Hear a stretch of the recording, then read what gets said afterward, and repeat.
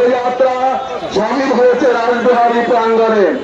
ভারত সেবাশ্রম সংঘের মহান প্রতিষ্ঠাতা আচার্য স্বামী প্রণবানন্দজি আদর্শ উদ্বুদ্ধ হয়ে এবং সাধু সন্তরা নিজ নিজ গুরু মহারাজের আদর্শ উদ্বুদ্ধ হয়ে সনাতনের ঐক্যের চিন্তায় সনাতন ধর্মের জাগরণে সন্তরা অক্লান্ত পরিশ্রম করে তাদের তপশক্তি দিয়ে সঞ্জীবিত করেছেন এই শোভাযাত্রাকে।